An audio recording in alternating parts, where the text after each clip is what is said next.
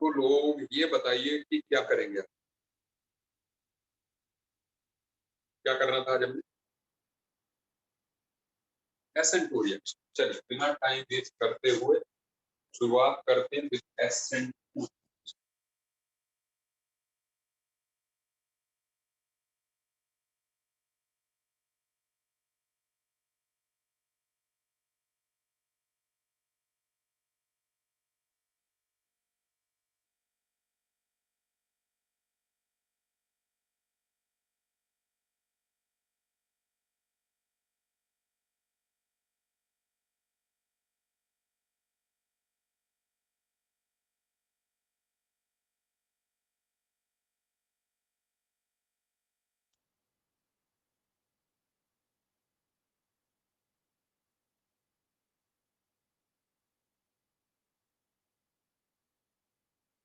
बाइमोलिकुलर nucleophilic substitution reactions, ये होती हैं SN2 रिएक्शंस। ठीक है, हैं तो SN2 रिएक्शंस भी सब्स्टिट्यूशन है क्या, न्यूक्लियोफिलिक सब्स्टिट्यूशन रिएक्शन ही है ना ये भी।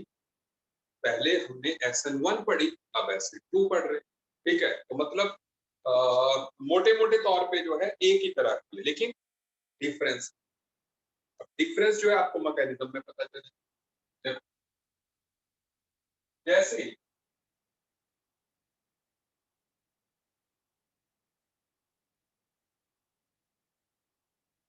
इसका जो मैकेनिज्म, हम एक सबस्ट्रेट इमेजिन कर,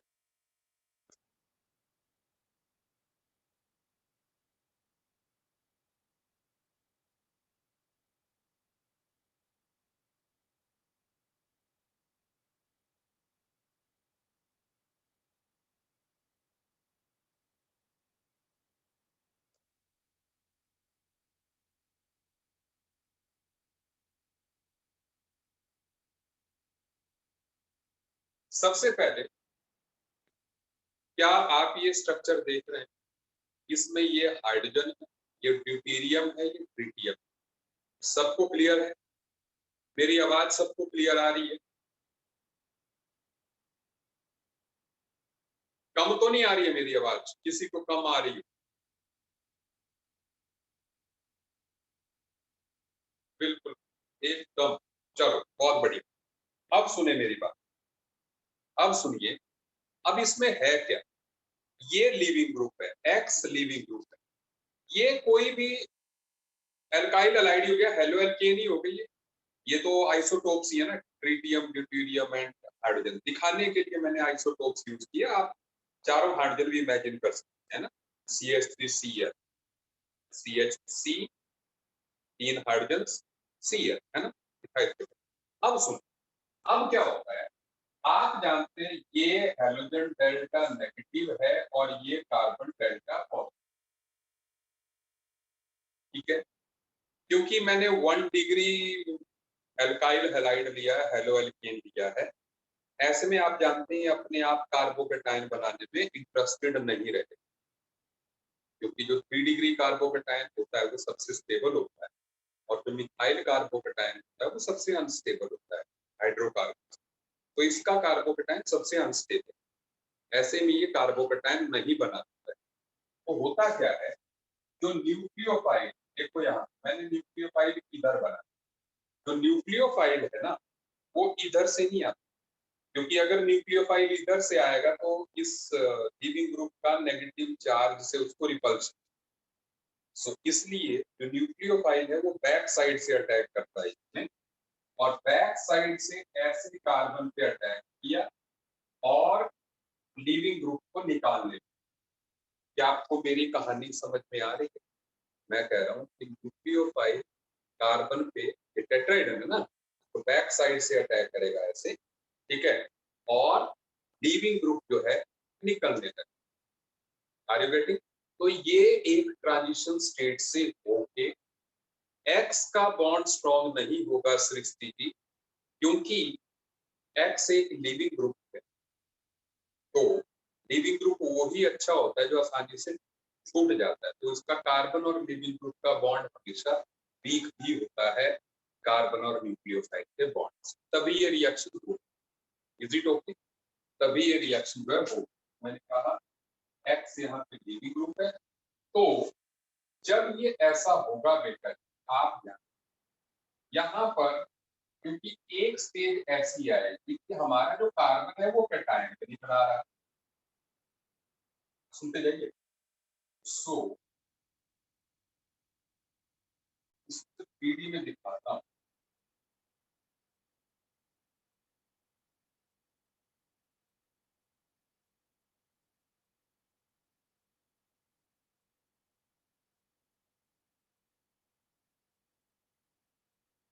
सभी का ध्यान बोर्ड पे।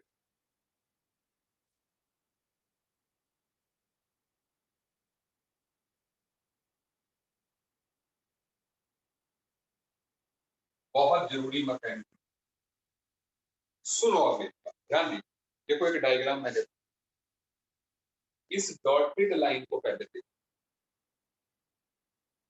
मैं बताता हूँ निखिल मेहरा जी, इसको लेने का मैं रीजन बताता हूँ क्योंकि मुझे ना इसके स्टीरियो आइसोमेरिज्म के बारे में बात करनी है। में कायरल कार्बन आप देखो, ठीक है, हाइड्रोजन ड्यूटेरियम ट्रिटियम एक्स, ठीक है। सुनो, तो अब इसमें आप देखोगे, देखो ये जो तीन एटम्स लगे हुए हैं ना, ट्रिटियम ट्रिटियम हाइड्रोजन, उनको तो मैंने यहाँ दिखा दिया, ड्यूटेरियम ट्रिटियम हाइड्रोजन, ठीक है। आपने 11th में, सुनो सुन लो, ये 11th में आपने पढ़ा हुआ पेंटागोनल बाइपिरामिड। तो ये ट्रायंगल हो गया और ये नीचे एक ऊपर, है ना, वैसा हो गया। डॉटेड लाइन न्यूक्लियोफाइल और लिविंग ग्रुप में इसलिए बनाई गई है क्योंकि ये एक ट्रांजिशन स्टेट है। सुनते जाइए, ये एक ट्रांजिशन स्टेट है जहां पे कि इसका बॉन्ड टूट रहा है इसलिए डॉटेड बनाया, और इसका बॉन्ड बन रहा है तो इसलिए डॉटेड बनाया। ना ये पूरी तरह से टूटा है, ना ये पूरी तरह से बना। तो जब जो है इंटरमीडिएट स्टेज में होते हैं बॉन्ड्स, तो उनको जो है ऐसे ही बनाया जाता है। ये क्या बोला मैंने, इस ट्रांजिशन स्टेज में आगे टीएस। बेटा जी, क्या आपको मेरी बात समझ में आ रही? सो ये तो मैंने ऐसे 3D में दिखाया कि भैया ये ऐसे होंगे। फिर जब भी कार्बन के अराउंड मान लो 5 बॉन्ड लगेंगे तो पेंटागोनल ट्राइगोनल बाइपिरामिडल बनेगा ना। तो ये ट्राइगोनल हो गया, और ये एक ऐसे पहले हम इसको ऐसे खड़ा करके दिखाते हैं। ठीक है, समझ आ गई बात। ये इनसाइड द प्लेन है hydrogen, deuterium outside the plane, tritium in the, is it okay? मतलब मोटे मोटे तौर पे कार्बन ने 5 बॉन्ड बनाए भाई। समझ आई बात की नहीं?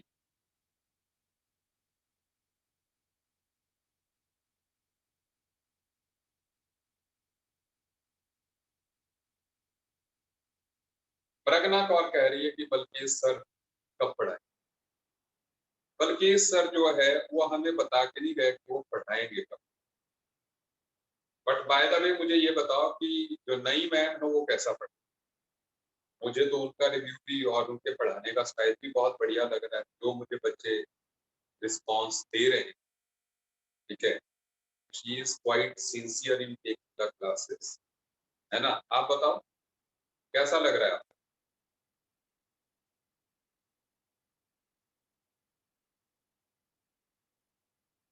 नहीं अनुष्का, अभी जो है ना, अभी आप 5-10 क्लासेस में, अभी आप डिसाइड मत करो, ठीक है, ठीक है। सो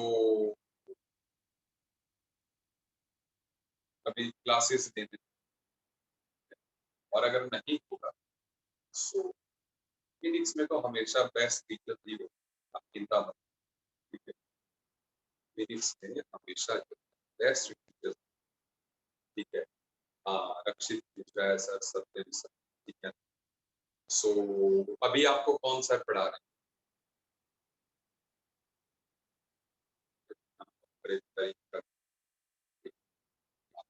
सो अभी आनंद कुमार क्लास, ठीक है।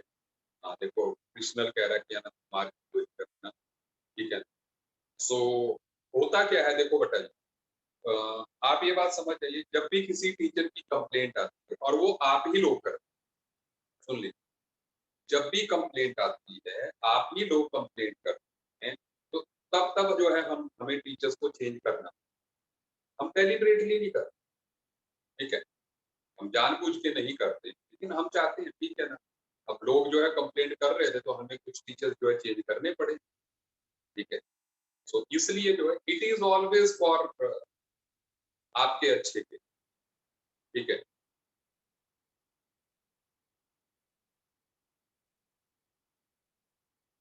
अभी मुझे नहीं पता, ठीक है, मैं तो ये कह सकता हूँ कि अभी फिनिक्स में जो टीचर्स हैं उनसे अगर आपको कोई परेशानी हो तो आप जरूर मुझे बताएं, ठीक है। सो हमेशा यही होता है, मैं आपको बता दूं, हमेशा यही होता है कि 2 साल में ना कभी हर एक के कैरियर में, आपके सीनियर्स में या आपके बीच एक टर्बुलेंस आती, एक हलचल आती, ठीक है ना। वो फिनिक्स में नहीं होता, वो सब जगह होता है। मतलब जैसे कोई अच्छे से अच्छी कोचिंग इंस्टीट्यूट आप ले लीजिए, तो मतलब वहां भी बच्चा जो है कोई 15-20 टीचर से पढ़ता है 2 साल। ऐसा नहीं है कि केमिस्ट्री एक से ही पढ़ेगा, फिजिक्स से एक से, मैथ से, ठीक है। अलग अलग टीचर से पढ़ता है, अलग अलग टॉपिक, ठीक है। सो इसलिए, और वो बेनिफिशियल होता है, वो सबसे ज्यादा बेनिफिशियल होता है। रीजन उसका क्या होता है कि एक टीचर की अगर कोई कमी हो तो जब दूसरा टीचर आपको मिलता है तो उसकी कमियों को दूसरा टीचर दूर करता है, दूसरे को तीसरा, तो हर बार आपको जो है बेस्ट मतलब मिलता जाता है। एक ही टीचर पढ़ाए, जैसे आपके स्कूल में क्या होता है, एक ही टीचर पढ़ाता है, तो जब भी एक टीचर पढ़ाते हैं तो रिजल्ट आता ही, ठीक है। तो टीचर्स जो है बदलते रहेंगे, ठीक है। चलिए इसके बारे में अलग से और बात करते हैं, ठीक है। सो मैंने पहले कह दिया कि हमें कुछ टीचर्स की कंप्लेंट्स आ रही थी, सीरियस कंप्लेंट्स आ रही थी, और आप ही लोग कर रहे थे। कई लोग एडमिशन मतलब फिनिक्स छोड़ने की ये कह रहे थे, ठीक है ना। तो इस तरीके से जो है, तो हमें जो है टीचर्स को कुछ को चेंज करना पड़ा, ठीक है। सो नो प्रॉब्लम, सुन लीजिए। ट्रांजिशन स्टेट, इतनी बात समझ में आ, ये बात समझ में आ गई।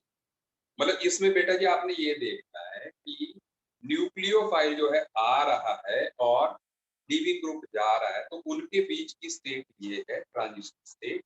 अब क्या होगा, थोड़ी देर बाद जो है, सुन लो सुन, थोड़ी देर बाद जो है, जब ट्रांजिशन स्टेट ये एक्स जो है निकल ही जाएगा और ये न्यूक्लियोफाइल लग भी जाएगा, तो बेटा जी ऐसा न्यूक्लियोफाइल का लग भी गया, और है, और मीडियम है, ठीक है, और माइनस एक्स बाहर, प्रोडक्ट। पहले बोलो, ये बात समझ में आई, न्यूक्लियोफाइल ने बैक साइड से अटैक किया,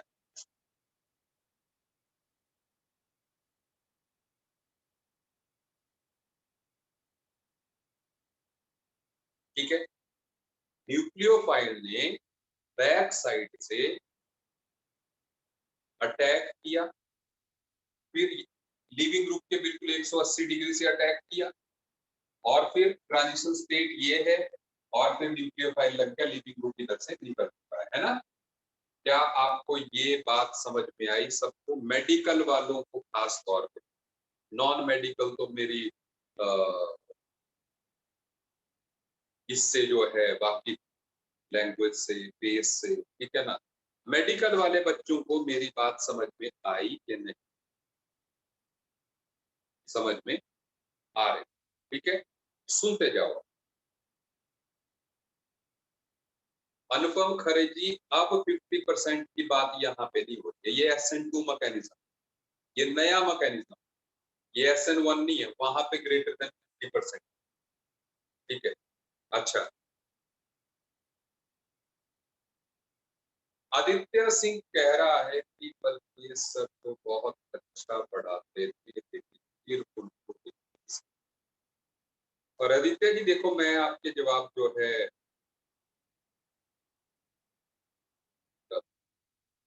सामने सामने में कह के जो है, जबकि आपकी चैट हो सकता है दूसरा बच्चा ना भी देख रहा हो, लेकिन फिर भी मैं पढ़ के बता रहा हूँ, ठीक है ना। बिल्कुल बढ़िया पढ़ाते थे, बल्कि एस जी भी बढ़िया पढ़ाते थे, सत्यम सर भी बढ़िया पढ़ाते, ठीक है।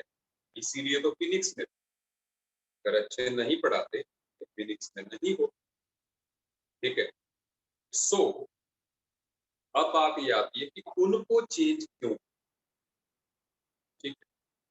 देखो, होता क्या है कि कोचिंग इंस्टीट्यूट जो है वो बड़ी डायनामिक सी हो,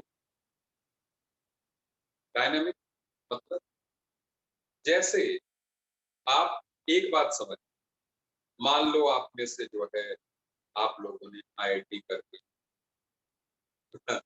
आपने आईआईटी कर ली, कुछ डॉक्टर्स बन गए, सुनते जाओ, आपके आपने बड़ी अच्छी डिग्री ली, उसके बाद जो है आप किसी कंपनी को ज्वाइन कर, ठीक है, आपकी पहली जॉब है, ठीक है। मान लो किसी गूगल में लग गई, किसी की माइक्रोसॉफ्ट में लग गई, ठीक है, एनी एनी अलग अलग कंपनी। और जो अपने डॉक्टर बने उन्होंने जो है किसी ने फोर्टिस ज्वाइन कर लिया, ठीक है ना, किसी ने मैक्स हॉस्पिटल ज्वाइन कर दिया, किसी ने वेदांता ज्वाइन कर दिया। बेटा जी एक बात बताओ, क्या सारी उम्र आप जो है उसी कंपनी में जॉब करोगे? सारी उम्र या आप उसी कंपनी में जॉब करते रहो?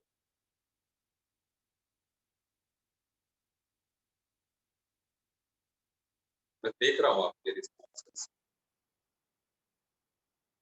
स्विच करना पड़ता है, ठीक है। अगर प्राइवेट हुई तो चेंज, है ना? नो सर चेंजेस, बिल्कुल। सो जैसे सृष्टि कह रही कि भाई पता क्या है, जब तक हम, सुन लीजिए मेरी बात, जब तक हम चेंज को एक्सेप्ट नहीं करेंगे, क्योंकि ये जो सत्यम सर वाला मुद्दा, बल्केश सर वाला मुद्दा है, मैं इसको आज ही मतलब चाहता हूँ कि आपके दिमाग में बात बैठ जाए। देखो, होता क्या है कि जब तक हम चेंज को एक्सेप्ट नहीं करेंगे, हमारे हाथ में हमेशा जो है हार ही है। टाइम के साथ साथ हमें चीजों के साथ जो है प्रेम हो जाता है, चाहे वो टीचर्स हो, सुन लीजिए, चाहे वो अपना क्लासरूम हो, ठीक है, चाहे वो मेथड ऑफ टीचिंग हो। अब सोचो आप, कुछ लोगों को तो कुछ लोगों को तो ऑफलाइन टीचिंग से ही प्यार हो गया था, तो जैसे ही कोविड आया उन्होंने बोला कि नहीं कि हम तो नहीं पढ़ेंगे, ऑनलाइन कोचिंग थोड़ी कोचिंग होती है, ऑफलाइन ही असली कोचिंग होती है। तो आखिर में उन्होंने किया क्या, अपना कैरियर बर्बाद किया। जो लोग ये मानते थे, जब भगवान ने एक ही दिन में सिचुएशन को बदला, जो लोग इस बात के लिए एडामेंट थे कि हम पढ़ेंगे तो ऑफलाइन पढ़ेंगे, नहीं तो नहीं पढ़ेंगे, क्या वो सक्सेसफुल हुए 2 साल बाद? आपको लगता, क्या उनका ये सोचना सही था? है ना? नहीं तो आप सोचो, वो तो बहुत बढ़िया बात कर रहे थे, तो बिल्कुल बढ़िया कीजिए, ऑफलाइन ही टीचिंग होती है, ऑनलाइन क्या होती है? टीचर बोल रहा है यार, ऐसा ये क्या पढ़ाई होती है, ठीक है ना? मोबाइल की मोबाइल में ही रह गई, ठीक है। तो कुछ पता लगता है, बच्चा जो है वैन पे जो है फिनिक्स की गाड़ी से जो है घर से जा रहा है, ठीक है। तो जो उसने उत्पाद मचाया होता था घर में जो है, तो फिर जो है आराम से मम्मी पापा जो है चाय पी सकते थे, ठीक है। लेकिन जो है अब बच्चा भी सारे दिन घर में, ठीक है, और फिर उसके बाद कोचिंग में बच्चा जाता था, उनको लगता था कि टीचर जो है एफर्ट कर रहा है, ठीक है, कोचिंग इंस्टीट्यूट एफर्ट लगा रही है। तो कुछ लोगों ने सोचा कि इसके अलावा टीचिंग होती ही नहीं, कुछ लोगों ने ये सोचा ना कि इसके अलावा टीचिंग होती ही नहीं। तो आज उनकी हालत क्या है, 2 साल बाद आप उनको क्या बोलोगे? दे ऐसे बच्चे जो है सक्सेसफुल कहलाएंगे कि अनसक्सेसफुल कहलाएंगे? What will call, they will be unsuccessful. सही बात, बिल्कुल सही, ठीक है। जब ये चीज, हाँ, सुनो सुनो सुनो, बिल्कुल सही बात। तो आप अगर खुद से पढ़ना होगा 2 साल में तो सक्सेसफुल, नहीं तो अनसक्सेसफुल। देखो कृष्णल भाई, आप में से कितने लोग ये भी मानते हैं कि बिना ऑफलाइन ऑनलाइन टीचिंग के, बिना किसी टीचर की असिस्टेंस से कोई बच्चा आईआईटी या नीट जैसा एग्जाम क्वालिफाई कर सकता है? मैंने कहा स्कूल भी नहीं, कोचिंग भी नहीं, कोई ऑनलाइन टीचिंग, है ना। अब कृष्णल कह रहा है कि गाइडेंस तो इम्पोर्टेंट है, बिल्कुल। और असलियत में कृष्णल पता क्या है, गाइडेंस ही इम्पोर्टेंट। मैं कहूँ तो गाइडेंस ही इम्पोर्टेंट। ये जो हम लोग जो है कोचिंग पे इतने डिपेंडेंट हो जाते हैं ना, ठीक है, यही रीजन होता है कि कोचिंग में पढ़ने के बावजूद भी कई लोग जो है नहीं निकाल पाते कॉम्पिटिटिव एग्जाम, क्योंकि वो क्या लेते हैं, वो स्कूल से हट के कोचिंग में आते हैं और कोचिंग में वो वही एक्सपेक्ट करते हैं जो कि स्कूल से करते हैं। उन्होंने सिर्फ अपना टारगेट बताया कि भैया मैंने डॉक्टर बनना है, मैंने आईटी से इंजीनियर बनना है, खुद उन्होंने बदला नहीं किया। आप कोचिंग में गाइडेंस देते हैं। अगर जो है सुन ली, देखो जैसे जैसे मान लीजिए there is some person present here, एक बंदा यहाँ पर मौजूद, ठीक है, सुन लो। अब मैं ऐसे एग्जांपल दे रहा हूँ, मेरे दिमाग में आया, ठीक है, जब आप पूछ रहे अब जो है उसको उसको जो है सपोज जो है कहीं पर, मतलब कहीं पर आईआईटी, कहीं पर आईआईटी और कहीं पर नीट, उसके लिए कोई रास्ता हो, लेकिन बच्चा मान लो मेहनत करता है तो वो इधर के लिए भी करेगा, इधर भी, इधर भी, इधर भी, इधर भी, इधर भी, इधर भी, इधर भी, इधर भी, इधर, उसकी मेहनत करने की अलग अलग डायरेक्शन। अब अगर टीचर सिर्फ इतना ही बता दे, टीचर कुछ नहीं कर रहा, टीचर सिर्फ बच्चे को ये बता दे कि बेटा अगर तूने आईआईटी करना है तो तू इस रास्ते पे चल, अगर तूने आईआईटी करना है तो तू इन सभी रास्तों में से सिर्फ इस रास्ते पर चल, अगर तूने नीट करना है तो इन सभी रास्तों में से तू जो है इस रास्ते पर चल। बस अगर टीचर इतना भी बताते, उसके बाद मेहनत मैटर कर। लेकिन अगर मेहनती बच्चा मान लो बोले कि मैंने ऐसे ही काम करना, तो क्या वो कभी आईआईटी कर पाए? मैं तो सिर्फ डायरेक्शन की बात कर रहा हूं कि वेयर यू हैव टू, ठीक है ना, आपको किस तरफ जाना, ठीक है। और ये जो चीज है, ठीक है, ये जो चीज है ना, ये चीज बड़ी मायने रखती है। जैसे डॉक्टर, डॉक्टर आपको दवाई नहीं देता, वो दवाई मतलब आपकी मर्ज बता देता है कि भैया ये है, अब आपने इस तरफ के बारे में सोच, ठीक है। जैसे आपके पेट, हाँ बिल्कुल, direction is more important than speed, Srishti सही कह रहे हैं। चलो हम मुद्दे पे आते, तो अब क्या है, अब जो टीचर्स हम निकालते हैं या जो हमें छोड़ के जाते हैं, उनमें दो ही बातें, या तो टीचर की एस्पिरेशन है कि भाई वो जो है किसी और कोचिंग इंस्टीट्यूट में जाना, ठीक है। तो ऐसे में मैं टीचर्स को भी एडवाइस देता हूँ कि जब वो ऐसा करें तो कम से कम वो बच्चों का फ्यूचर भी देख के जाएं कि भाई जो बच्चे जो हमने छोड़े हैं, कम से कम हम उनको जो है कॉम्पिटिटिव एग्जाम तक जो है असिस्टेंस देते रहे, ना कि बीच में डिच कर। सही बात है, ये टीचर का फर्ज है, ठीक है, ये उनको सोचना चाहिए, ठीक है। तो अगर वो ऐसा नहीं करते, इसका मतलब वो सिर्फ जो है,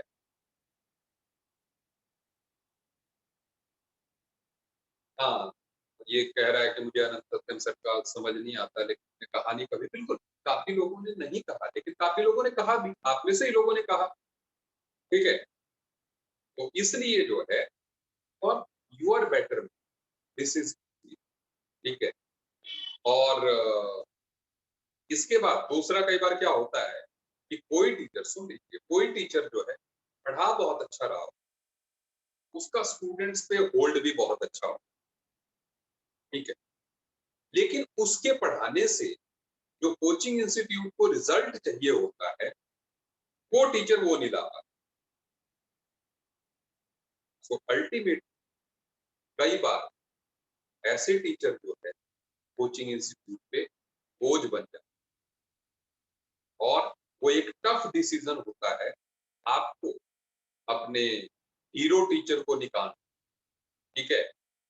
लेकिन for the betterment of students, for latest competitive environment, institute को ये स्टेप्स लेने पड़ते हैं क्योंकि at last result he matter करता है। तो इसलिए जो है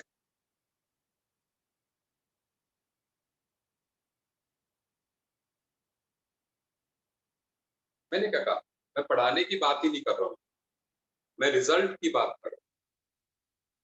क्योंकि अब नीट जो है नेशनल लेवल का एग्जाम, तो आगे आगे स्टेप को देखने के लिए और बेटर करने के लिए हमें जो है पूरी कंट्री से चुन चुन के और टीचर्स लाने पड़ेंगे। भैया ऑफलाइन खुलेगा, फिनिक्स को नई उड़ान भरनी है, ठीक है, तो कुछ तो चेंज करना पड़ेगा, ठीक है।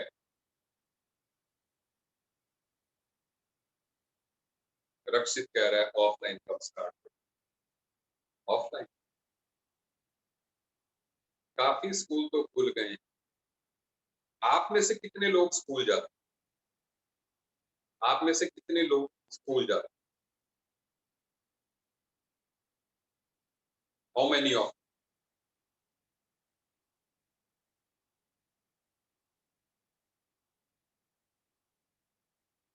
मतलब अभी जो है अनु अनुशिका जी, ये हमारे करने से नहीं है कि हम, देखो आर्यन ने कह दिया कि कोई भी नहीं जाता, आप में से किसी ने भी नहीं कहा। तो पता क्या है, बस सृष्टि जी यही बात है कि स्कूल वाले कह रहे हैं कि जल्दी खुल जाए, हम भी कह रहे हैं कि जल्दी खुल जाएगा, लेकिन मैंने आपको कहा कि जब तक गवर्नमेंट जो है ऑर्डर नहीं निकालती है तब तक जो है आप नहीं खोल सकते। जो बड़ी कोचिंग इंस्टीट्यूट हैं वो नहीं खुल सकती हैं। ये छोटे छोटे टीचर 3-4 बच्चों को अंदर जो है कोचे में पढ़ा के जो है चला रहे होंगे, लेकिन जो अच्छी कोचिंग इंस्टीट्यूट है वो नहीं करवा रही। Is it okay? वो नहीं पढ़ा सकते, रेड्स पढ़ रही है भैया। कोचिंग इंस्टीट्यूट में रेड मारने आ रहे हैं लोग, सरकार के लोग, ठीक है। सो इसलिए टिल द टाइम वो नहीं अलाउ करते, हम फिनिक्स नहीं स्टार्ट करते। और मैं बस एक ही बात आपको कह रहा हूं कि आप ये जो टीचर्स का चक्कर है ना, इसमें मत पड़िए। सही बात है, मानव कह रहा है कि आज आधा घंटा वेस्ट हो गया इन बात में, बिल्कुल सही बात। लेकिन मानव यार मसला पता क्या है, मानव जी मसला ये है यार कि अगर ये बात नहीं करेंगे तो भी आपके दिमाग में घूमती रहेगी, और हम ज्यादा बात तो करते भी नहीं है कभी। मतलब ऐसा नहीं है कि हम हर क्लास जो है इसी तरह से यूज करते हैं कि ठीक है पे ही मार, ठीक है। तो कई बार क्या है, आपसे ऑफलाइन इंटरेक्शन नहीं होने की वजह से ये बात भी करना हमारे लिए लाजमी हो जाता है कि नहीं यार, अगर हम बच्चों तक मैसेज नहीं पहुंचाए कि टीचर कोई और आ गया, बल्कि इसकी की जगह सत्यम सर की जगह कोई और आ गया, ठीक है, तो ट्रबल हो जाए, ठीक है।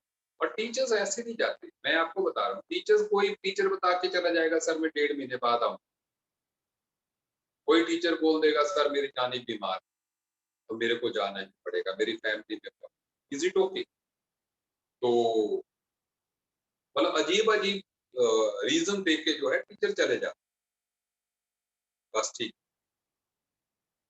बात स्टार्ट करें। अब सुन,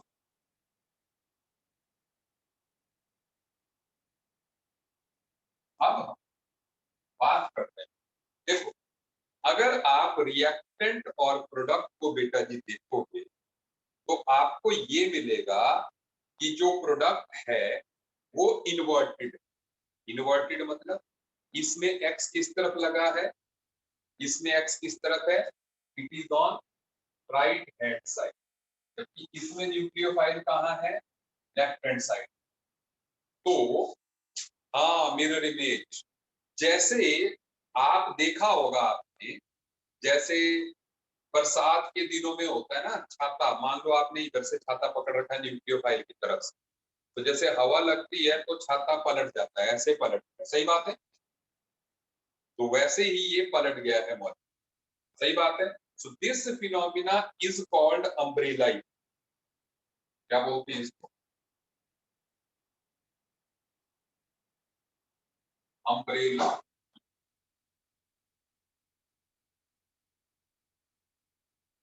ठीक है, इसको जो है वॉल्टन इन्वर्जन भी बोलते।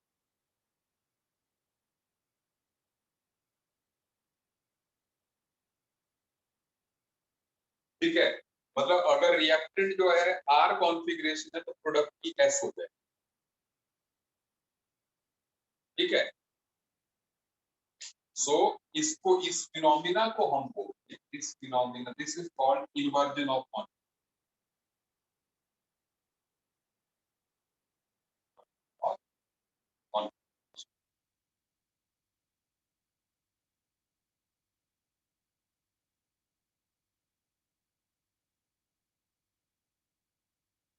अच्छा, मुझे एक लास्ट बात बता देंगे, कोई टीचर आपको कॉल तो नहीं कर रहा है, किसी टीचर ने आपको कॉल करके बोला तो नहीं कि उन्होंने छोड़ दिया है या उनको निकाल दिया? किसी,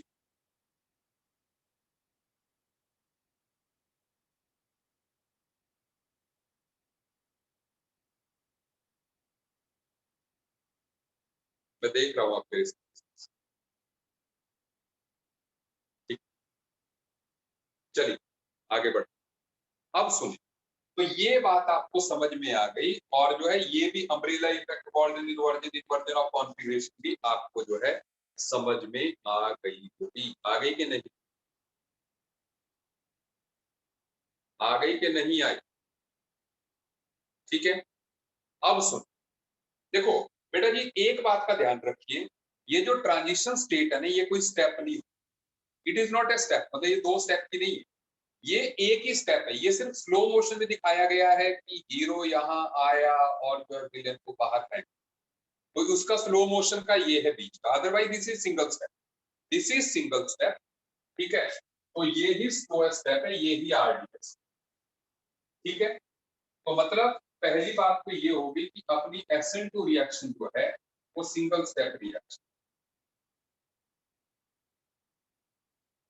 सिंगल स्टेप रिएक्शन। दूसरी बात क्या हुई, ये इसका जो रेट है जब सिंगल स्टेप की है, so rate is proportional to concentration of substrate जो कि अल्काइल हैलाइड है एंड न्यूक्लियोफाइल। सो मतलब क्या हुआ, ये बाई मॉलिक्यूलर रिएक्शन हो गई है सेकंड ऑर्डर। सही बात है, हुई सेकंड ऑर्डर की नहीं? इस लोएस्ट स्टेप में दो कंपोनेंट्स इन्वॉल्व हैं, तो ऐसे में ये सेकंड ऑर्डर हुई कि नहीं? मेडिकल वाले भी मेरी बात को समझ पा रहे हैं? बढ़िया से समझ में आ रहा हो, ठीक है, बढ़िया से सबको समझ में आ रहा है, ठीक है ना। चलिए आगे बढ़ो। ठीक है,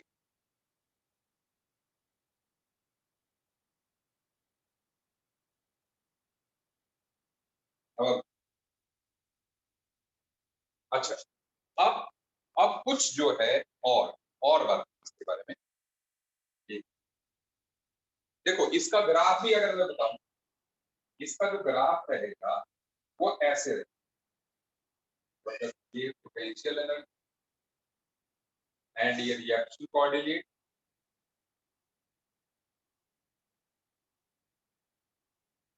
इसका ग्राफ बेटा जी कुछ ऐसा रहेगा,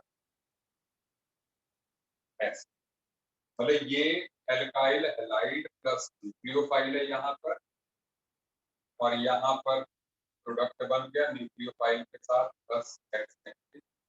और यहाँ पर ट्रांजिशन। क्या आप समझ गए? तो जो ट्रांजिशन स्टेट है वो पीक मोस्ट पॉइंट, जो ट्रांजिशन स्टेट है क्या है वो peak most point is that unstable जो हमने बीच में कहा। सही है बात? तो ये रिएक्टेंट, ये प्रोडक्ट, ये ट्रांजिशन स्टेट, इसमें कर्व नहीं। SN1 और SN2 में कर्व का डिफरेंस है, इसमें सिर्फ जो है अपने शिवलिंग जैसा है। सही है बात? और उसमें एक ग्रुप है जहां पे कैटायन। देखो आपने एक टर्म पढ़ी ट्रांजिशन स्टेट और आपने पढ़ा दूसरा रिएक्शन इंटरमीडिएट। रिएक्शन इंटरमीडिएट में आते हैं कार्बोकटायन, कार्बेनाइंस, फ्री रेडिकल्स, जो कि सर ने आपको दूसरी क्लास में कराए। ठीक है, हमने तो कर ही लिए थे 11। ठीक है, तो रिएक्शन इंटरमीडिएट और ट्रांजिशन स्टेट में क्या फर्क?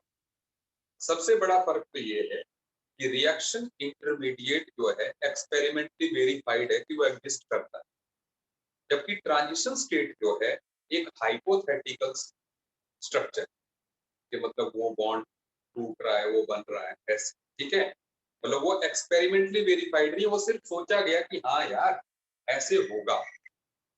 क्या आप मेरी बात समझ रहे हैं? सोचा गया कि ऐसा। तो ट्रांजिशन स्टेट हाइपोथेटिकल है, बट इट शॉर्ट लिव्ड है, एक्सपेरिमेंटली वेरीफाइड नहीं। Is it okay? जबकि कैटायन एनायन फ्री रेडिकल मतलब जो है देखे गए, एक्सपेरिमेंटली वेरीफाइड है कि भाई वो होते हैं। डन। अब आगे बात। सो अब बात आती है फैक्टर्स। कौन कौन से फैक्टर्स हैं?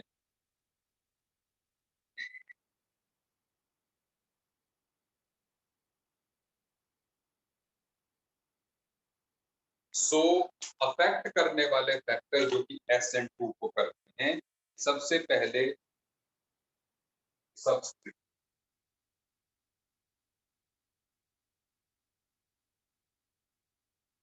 देखो सबस्ट्रेट कौन होता है, इस पे अटैक।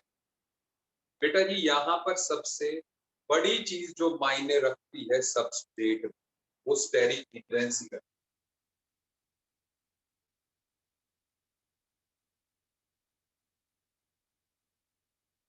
अब ये स्टेरिक हिंड्रेंस क्या होता है समझिए मेडिकल वालों, अगर समझ नहीं आया तो चिल्लाते रहना यहाँ पे। ठीक है, आपको दिया है ये सर समझ नहीं आया, सर समझ नहीं आया, टाइप करते जाना, मुझे दिखता जाएगा। ठीक है, सो बोलते जाना। स्टेरिक हिंड्रेंस क्या है? देखो आपने देखा न्यूक्लियोफाइल जो है हमारे, न्यूक्लियोफाइल जो है हमारे कार्बन के बैक साइड से अटैक कर। अब ये बैक साइड जो है ये जितनी बल्कि, यहाँ पे जितने बड़े बड़े ग्रुप लगे हो, तो इसको बैक साइड से अटैक करने में परेशानी। सही बात है? आपने देखा जो हमारा न्यूक्लियोफाइल है वो ऐसे घुस रहा है, ठीक है, ऐसे। तो अगर ये जगह ही मान लो बड़े बड़े ग्रुप्स लगे होंगे तो इसका जो है अटैक करना टफ होगा। तो इसका मतलब जो है जो अल्फा कार्बन भी मैं बताता हूँ, वो जो है अनसब्स्टिट्यूटेड हो। मतलब यहीं पे ध्यान देना, जैसे अब मिथाइल क्लोराइड जो है या मिथाइल हैलाइड कोई, जैसे मिथाइल क्लोराइड में ये रिएक्शन सबसे फास्ट हो, और उसके बाद फिर बात आती है इथाइल क्लोराइड में, सबस्ट्रेट देखते जाना। फिर उसके बाद आती है आइसोप्रोपाइल क्लोराइड इसमें, और इसमें तो फिर बहुत ही कम।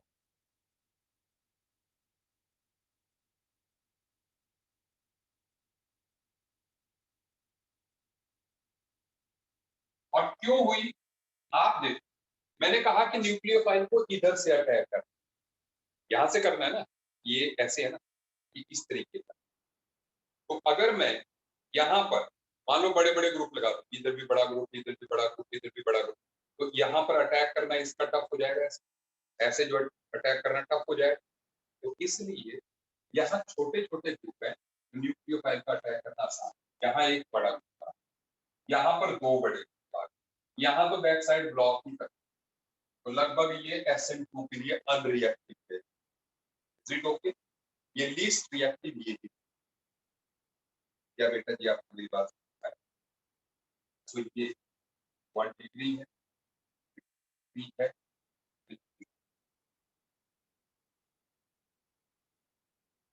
ठीक है। सो मतलब एक ये हो गया कि देखो अल्फा कार्बन किसको बोलते हैं? अल्फा कार्बन वो है जिसके हैलोजन है लिविंग ग्रुप में। तो मतलब सीधा सीधा ये मतलब हुआ ये अल्फा कार्बन वुड बी अनसब्स्टिट्यूटेड। अनसब्स्टिट्यूटेड का मतलब क्या हुआ? अल्फा कार्बन शुड बी अनसब्स्टिट्यूटेड का मतलब क्या हुआ कि अल्फा कार्बन के ऊपर कोई भी मिथाइल वगैरह कुछ भी लगा हो, जितने कम लगे हों उतना।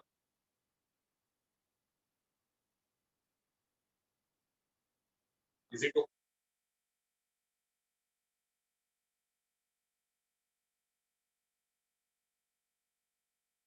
अच्छा, आगे बढ़ते। अब इसके बाद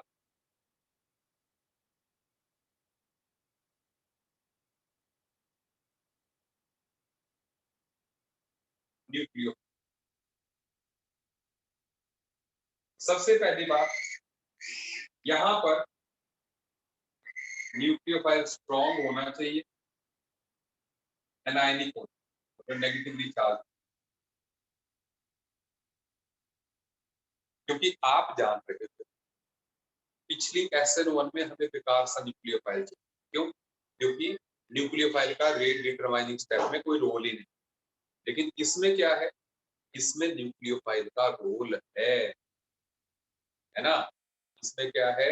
न्यूक्लियोफाइल का रोल है, ठीक है। सो ऐसे में जो है वो स्ट्रॉन्ग होना चाहिए, और स्ट्रॉन्ग कब होगा? जब वो एनायनिक होगा, जब उससे नेगेटिव चार्ज होगा। मतलब पिछले वाले में तो आपने देखा न्यूक्लियोफाइल कैसे वाटर था, ठीक है ना, ऐसे वीक वाले। लेकिन यहाँ पर स्ट्रॉन्ग चाहिए, क्योंकि इसके कटायन बनाने से पहले उसको बैक साइड से अटैक कर। सही बात है भाई। अगर न्यूक्लियोफाइल बेकार होगा तो बेचारा इसको भी हो सकता है कटायन ही बनाते थोड़ा बहुत, तो इसके कटायन बनाने से पहले उसको बैक साइड से। सो ऐसे में स्ट्रॉन्ग और एनायन, एंड जो अपना रिएक्शन का रेट है, rate of reaction is proportional to concentration of nucleophile. You know that. अभी हमने लिखा था कि न्यूक्लियोफाइल की सेकंड ऑर्डर रिएक्शन है ना, तो रेट ऑफ रिएक्शन पर न्यूक्लियोफाइल की कंसंट्रेशन पे डिपेंड करेगा। बेटा जी ये बात समझ में आ रही है आपको कि नहीं? ठीक है, चलिए बहुत बढ़िया। अब हम बढ़ते हैं आगे। आगे एक बहुत इंटरेस्टिंग सी बात मैं बता रहा हूँ। अगला जो फैक्टर है that is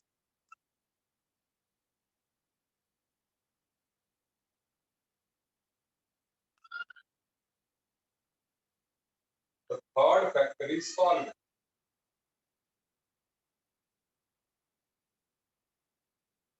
the third factor is solvent. ना भाई ये सॉल्वेंट क्या क्या रोल है ना? पिछली बार तो SN1 में तो हमने देखा था कि सॉल्वेंट खुद ही न्यूक्लियोफाइल का रोल प्ले कर, ठीक है। लेकिन यहाँ पे सॉल्वेंट नहीं करेगा। मैंने बताया कि भाई सॉल्वोलिसिस रिएक्शन बोलते हैं SN1, मेडिकल वालों ध्यान रखो, ठीक है। यहाँ पर हमें एक पर्टिकुलर टाइप का सॉल्वेंट चाहिए, that is polar aprotic solvent.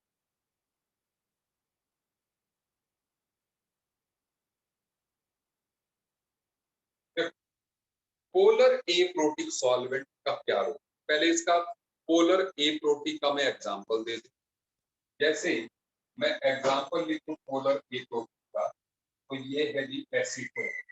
Acetone को आप ध्यान दीजिए, जब एसीटोन जो है ये डेल्टा पॉजिटिव है, ये डेल्टा नेगेटिव, ऑक्सीजन इलेक्ट्रोनेगेटिव होती है कार्बन से, तो कार्बन पे डेल्टा पॉजिटिव आएगा ऑक्सीजन पे डेल्टा नेगेटिव आएगा। तो मतलब ये पोलर भी है और ए प्रोटीन भी है, कोई भी हाइड्रोजन ऑक्सीजन के साथ नहीं लेते, तो ए प्रोटीन भी है, एक प्रोटॉन डोनर नहीं। समझ आ रही है आपको मेरी बात? ये एक पोलर ए प्रोटीन सॉल्वेंट है। सही है सर, समझ आई मेरी बात? समझ आ। अब पोलर ए प्रोटीन सॉल्वेंट, आप देखो अपने को न्यूक्लियोफाइल चाहिए स्ट्रॉन्ग। सुनो, अपने को न्यूक्लियोफाइल चाहिए स्ट्रॉन्ग, और अगर न्यूक्लियोफाइल स्ट्रॉन्ग चाहिए तो उसकी हाइड्रेशन वगैरह नहीं, क्योंकि पिछले लेक्चर्स में मैं बता चुका हूँ कि एफ नेगेटिव अदरवाइज जो है स्ट्रॉन्ग न्यूक्लियोफाइल होता, लेकिन उसको इतने ज्यादा वाटर मॉलिक्यूल घेर लेते हैं कि वो बहुत बल्की हो जाता है आयोडाइड के कंपैरिजन में, इसलिए आई नेगेटिव एक बेटर न्यूक्लियोफाइल हो जाता है एफ नेगेटिव से इन वाटर। बोलो, कराया था? याद आया?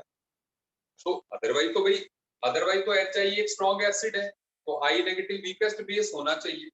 हाँ, तो इसका मतलब हमें वो एनायन चाहिए, हमें वो सॉल्वेंट चाहिए जो हाइड्रेशन ना करे, इसका न्यूक्लियोफाइल। और अपने पोलर, सुनते जाइए, अपने पोलर ए प्रोटिक सॉल्वेंट की एक खास बात होती है कि उसका जो पॉजिटिव वाला हिस्सा है वो छिपा हुआ होता है। क्या होता है? छिपा हुआ। सही बात है, बीच में है ना, बाहर ओ है, मिथाइल है, कार्बन किसके पॉजिटिव चार्ज है, वो तो बीच में छिपा हुआ है। तो अगर जो है कोई न्यूक्लियोफाइल नेगेटिवली चार्ज आएगा भी, तो ये उसके इतने नजदीक नहीं जा सकता। रीजन बीइंग, भाई अगर कॉर्नर पे होता है जैसे ओ नेगेटिव, तो वो तो अगर कोई इलेक्ट्रोफाइल होगा, कोई पॉजिटिवली चार्ज स्पीशीज होगी तो सीधा उसके नजदीक जाएगा। लेकिन न्यूक्लियोफाइल के बहुत नजदीक ये नहीं आ सकता, क्योंकि ये चारों तरफ से और एटम्स में घेरा हुआ है, मतलब न्यूक्लियोफाइल की ये हाइड्रेशन नहीं कर सकता, ये न्यूक्लियोफाइल के साथ नहीं चिपक सकता, क्योंकि न्यूक्लियोफाइल के साथ चिपकने के लिए उसका पॉजिटिव एंड चाहिए अट्रैक्शन होगी, और उसका पॉजिटिव एंड है छिपा हुआ, तो ऐसे में वो न्यूक्लियोफाइल के साथ स्ट्रॉन्ग बॉन्ड नहीं बना सकता। मतलब एक पोलर एक प्रोटिक सॉल्वेंट जो है हमारे न्यूक्लियोफाइल की हाइड्रेशन नहीं कर सकता, उसको वीक नहीं बना सकता। यहीं पर अगर मैं पानी लेता, सपोज पानी लेते हैं, तो पानी क्या करता? वो जो है न्यूक्लियोफाइल को वीक बनाता है, ऐसे हाइड्रेशन कर। सही बोला? अगर पानी लेते तो क्या करता? पानी जो है पॉजिटिव एंड जो है पानी का वो अट्रैक्ट हो जाता है ना, डेल्टा पॉजिटिव अट्रैक्ट हो जाता है, इस बेचारे का पॉजिटिव एंड छिपा हुआ है, तो इससे क्या होगा? इससे न्यूक्लियोफाइल जो वीक हो जाएगा। लेकिन इसके नजदीक न्यूक्लियोफाइल पहुंच, ये न्यूक्लियोफाइल के नजदीक पहुंच नहीं पाता, न्यूक्लियोफाइल में स्ट्रॉन्ग है। बेटा जी बोलो, समझ आई बात के नहीं? सो पोलर ए प्रोटिक सॉल्वेंट जो है सॉल्वेशन नहीं करता है, इसलिए न्यूक्लियोफाइल स्ट्रॉन्ग रहता है, तो उस और अपने को SN2 के लिए स्ट्रॉन्ग ही चाहिए। सो ऐसे में जो है, क्या बोला, ऐसे पोलर सॉल्वेंट ही चलेगा। बताओ बेटा, अच्छी बात, सही बात, बढ़िया, ठीक है। अच्छा, और चौथी बात आ जाती है लीविंग। लीविंग, ये लीविंग ग्रुप क्या है? लीविंग ग्रुप जो छोड़, जो भाग के चला जाता, तो इसलिए लीविंग ग्रुप को अच्छा ही चीज, मतलब I negative, B R negative, C N negative, F negative, अच्छा ही लीविंग ग्रुप, क्योंकि फिर चाहे SN1 हो चाहे SN2 हो, लीविंग ग्रुप को तो छोड़ के जाना है ना, तो जितनी आसानी से छोड़ के जाएगा उतना बढ़िया। सही बात, समझ आई बात? ठीक है, सबको मेरी बात समझ में आ गई? से यस और नो? ओके ओके, ठीक, बहुत बढ़िया। सो अब बढ़ते हैं आगे, आगे बढ़े।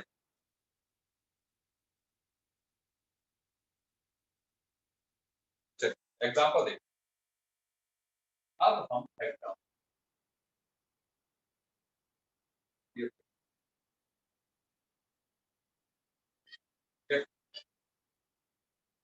पहले मैं आपसे पूछ नहीं रहा हूं, पहले मैं एक दो आपको बता रहा हूं, ठीक है ना, फिर पूछना बाद में बात करके।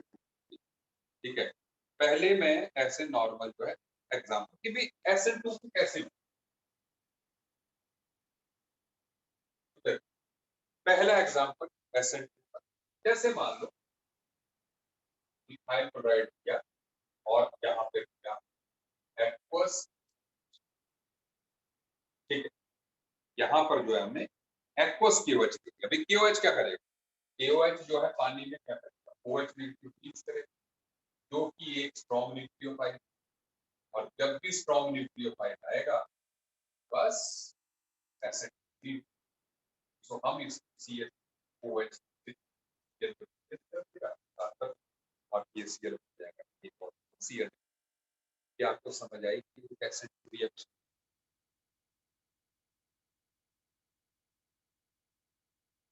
ठीक है। ऐसे ही CH3 CH2 Pr, आप जैसे NaOH दिया प्लस DMSO क्या है, डाइमिथाइल सल्फर ऑक्साइड, मैं पहले करवा चुका हूँ।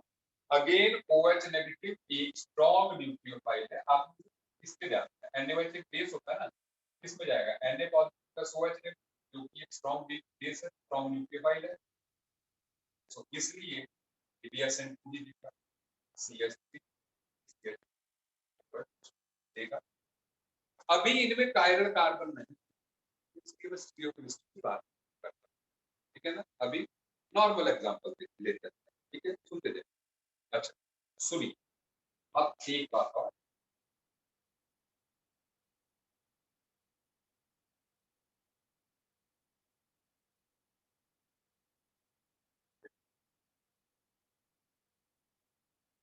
अब यहाँ पर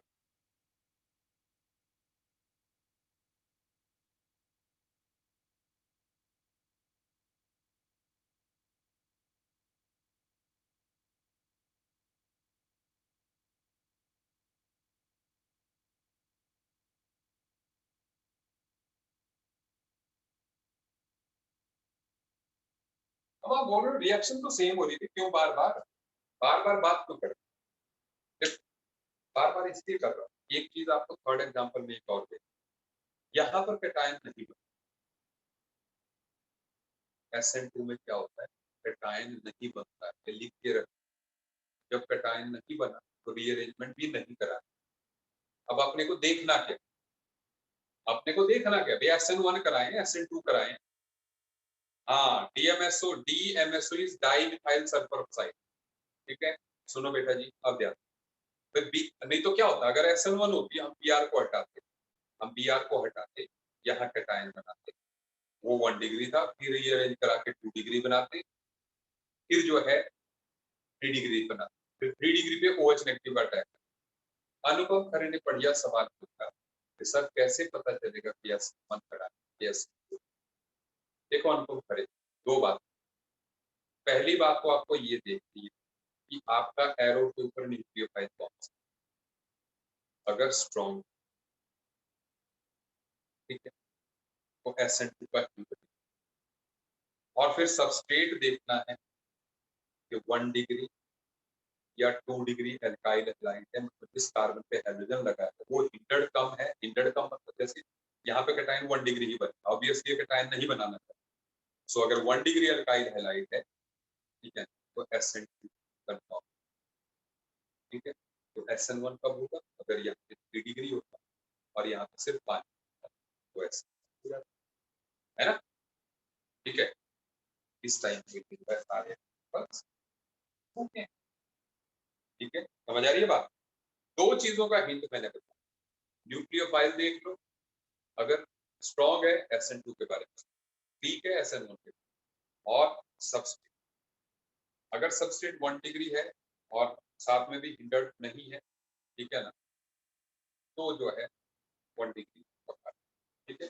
और बाकी प्रैक्टिस, ठीक है, बाकी प्रैक्टिस, जितना प्रैक्टिस करोगे उतने लॉजिक्स और मोटे मोटे तौर पे ये बात। अगले पे अगले पे आते हैं, आप देखिए फोर्थ, और फोर्थ वाले में मैं खास तौर अपने नॉन मेडिकल वाले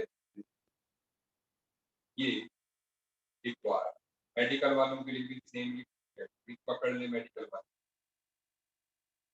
ये ले लिया, ये कार्बन जो है कारण कार्बन, ठीक है। अब अगर मैं इसमें एक्वस KOH की रिएक्शन करा, ठीक है, सुन लो भाई, पहले आपने न्यूक्लियोफाइल ही देखना, न्यूक्लियोफाइल अगर स्ट्रॉन्ग है तो SN2 मतलब 80% तो SN2 कंफर्म। सुन, तो मैं यहाँ पे SN2 कर, लेकिन अब मैंने कायरल कार्बन बोर्ड पे देखा, मेडिकल वाले थोड़ा सा समझने की ट्राई करें, नहीं तो मैंने कहा कि ऑप्टिकल आइसोमेरिज्म आपको करवा दिया मेडिकल वालों, सर ने ऑप्टिकल आइसोमेरिज्म करवाया भी कि नहीं?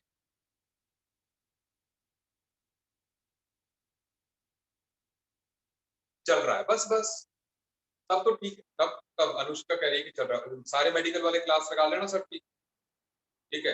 अब सब लोगों ध्यान दें, आपको जब प्रोडक्ट बना, इसका प्रोडक्ट बना, आपको पता है कि Cl की जगह OH लगा, लेकिन क्योंकि ये कायरल कार्बन है, जिसको इन्वर्जन भी करते हैं, तो सुनो इन्वर्जन कैसे करते हैं, मैं ट्रिक बता रहा हूँ। सबसे पहले जैसी स्ट्रक्चर दी आपको ऐसे बना, जैसी भी दी, लेकिन आपने ग्रुप्स नहीं लगाने, ग्रुप्स नहीं लगाने, जैसी डायग्राम दी है वैसे बना, ठीक है, प्रोडक्ट में भी वैसे ही।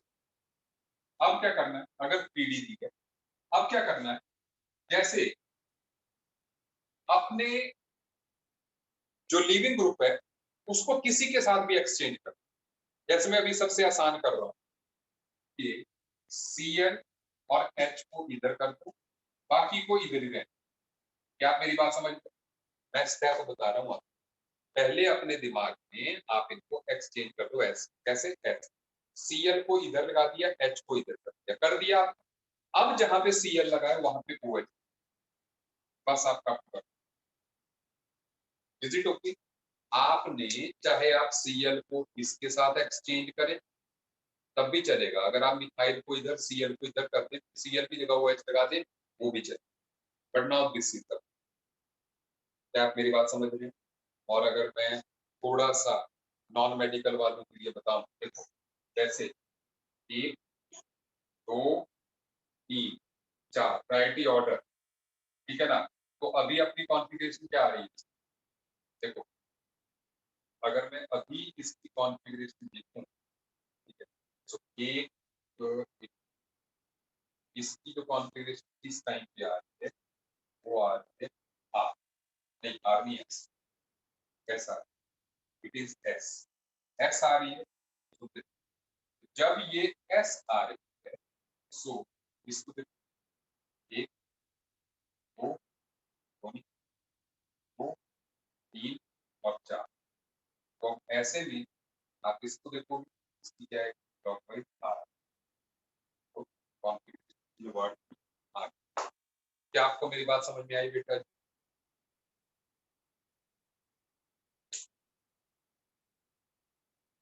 मिरर इमेज के बारे में इस पर सोचो, आर्यन बख्श, मिरर इमेज क्योंकि उसमें 3D और 2D का चक्कर होता है, ठीक है, तो अभी आप सिर्फ उस रूल पे ध्यान दें कि अगर आप एक एक्सचेंज दोगे तो कॉन्फ़िगरेशन कन्वर्ट हो। सुनो, ये अनुपम खरे, क्या तुमने RS नॉमेनक्लेचर वाला मेरा लेक्चर लगाए?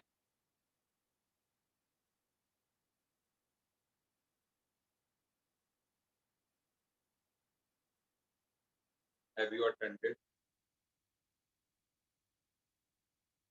कॉन्फ़िगरेशन ईच रिएक्शन से होगा, मैंने कहा ना इन्वर्जन, अगर रिएक्टेंट ऐसे प्रोडक्ट आर, ये मैंने कहा, हमने लिखा ना inversion of configuration between nucleophile back side से अटैक कर, अम्ब्रेला, ठीक है, तो कॉन्फ़िगरेशन और उसके लिए मैंने शॉर्टकट में करे, मेरी बात कर और ठीक है। अच्छा चल आगे बढ़े, आगे बढ़ सकते हैं, चलो एक और मैं, सुनो एक और मैं एग्जांपल ले रहा हूं जिसमें स्टीरियोकेमिस्ट्री इंपॉर्टेंट,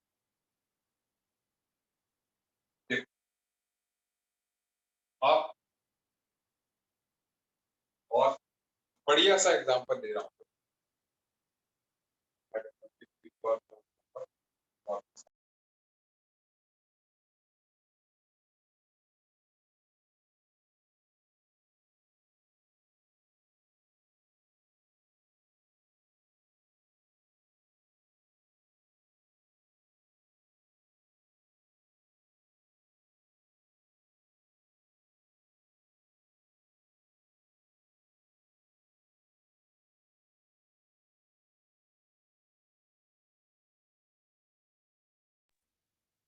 सुनिए थोड़ा पॉज दो।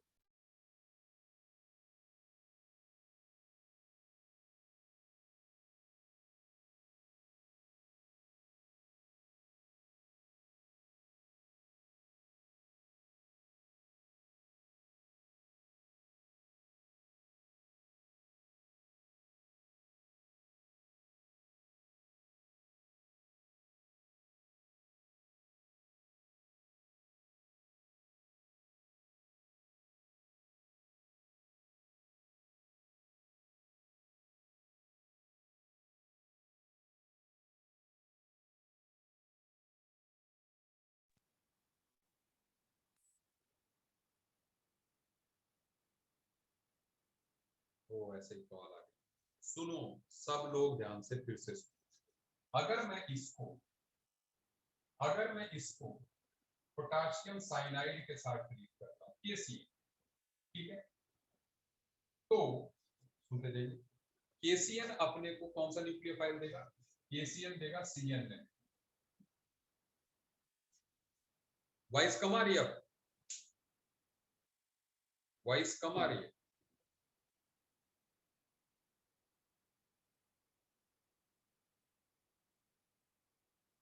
ऐसा क्यों हो जाता है? नहीं, निखिल कह रहा है कि सही आ रही है। निखिल कह रहा है कि सही आ रही है। चलो देखते हैं।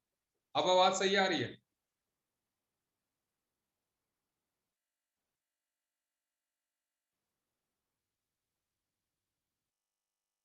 नहीं, पहले अभी अब बताओ, अब सही है? अब सही है? चलो ठीक है। चलो देखो बोर्ड पे, साइनाइड किसको निकालेगा? Br को निकालेगा।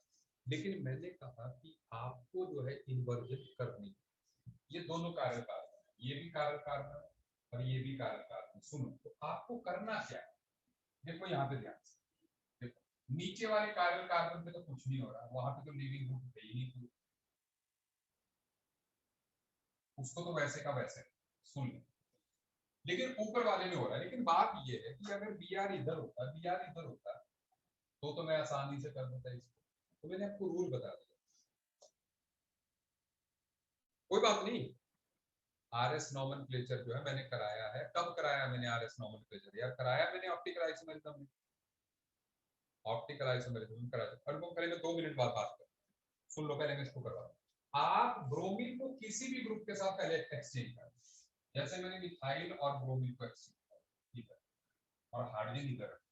अब ब्रोमीन की जगह साइनाइड होगा। तो बात आप चाहे किसी को भी एक्सचेंज करें, ब्रोमीन और हाइड्रोजन को कर दो, तो हाइड्रोजन इधर, ब्रोमीन इधर, ब्रोमीन की जगह साइनाइड, बस इतना सा। ये प्रोडक्ट है, ये प्रोडक्ट। हैव यू गॉट कैसे प्रोडक्ट बनाना है?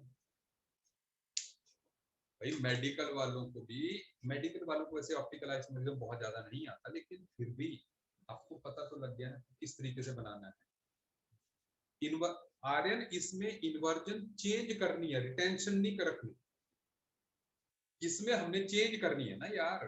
वो तो तब लगता है अगर एक मॉलिक्यूल की कॉन्फ़िगरेशन रिटेन रखनी हो तो इवन नंबर ऑफ एक्सचेंजेस देते हैं। लेकिन इस टाइम तो हमें बदलनी है ना। जब बदलनी है तो फिर ऑड देना पड़ेगा, ठीक है। इसीलिए मैंने कहा कि सिंगल एक्सचेंज दीजिए, अपनी इन्वर्जन हो गई। अच्छा, अब बोल अनुपम खरे। अनुपम खरे, कोई ये बताओ पहले, 1 मिनट, मैं सबसे पहले 1 मिनट, ताकि आप एक दूसरे की चैट्स भी देख सको ना। ये देखो, एवरीवन कर दिया। अब मेरे को ये बताओ,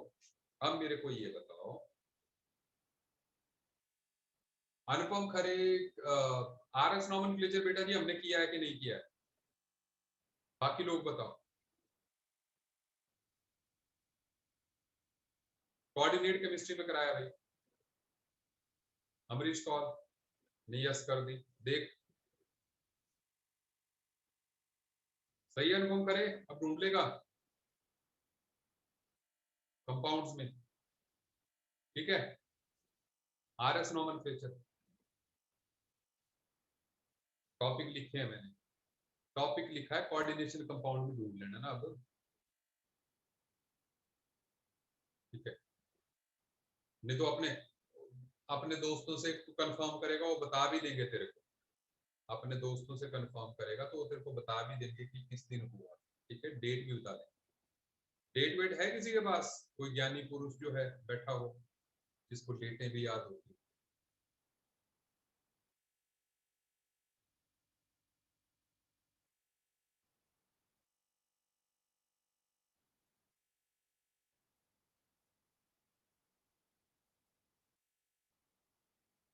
चलिए कोई बात नहीं। सो बेटा जी ऐसा करते हैं, आज इतना ही। हाँ, सो मिलते हैं नेक्स्ट लेक्चर में। आज हमने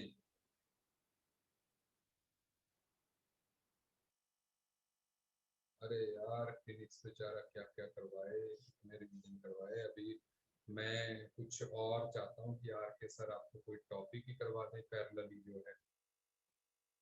आर के सर ये बताओ कि अगर आर के सर को पैरेलली कोई टॉपिक करवाना हो तो किस टाइम पे करवा सकते हैं? जैसे मेटलर्जी है या और टॉपिक है, कर दूंगा जयकर।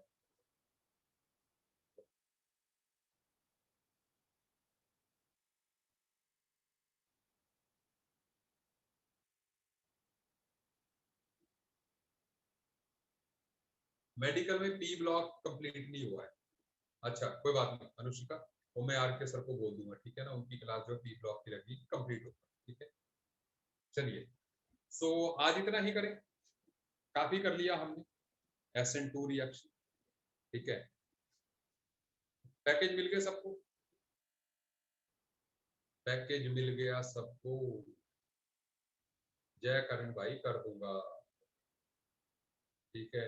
अगर तू नहीं भी बोलेगा तो भी करना है, ठीक है। क्यों तू क्लास नहीं लगाई, तूने लेट आया?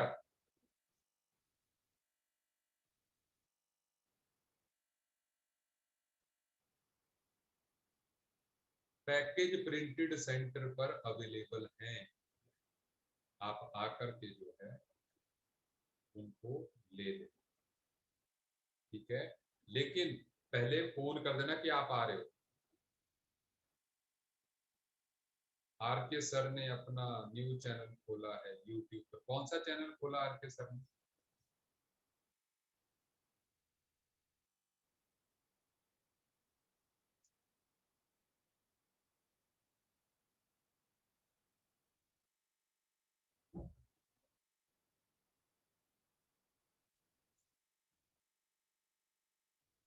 चलिए सो आज के लिए इतना ही, बाकी मिलते हैं नेक्स्ट क्लास में। ओके।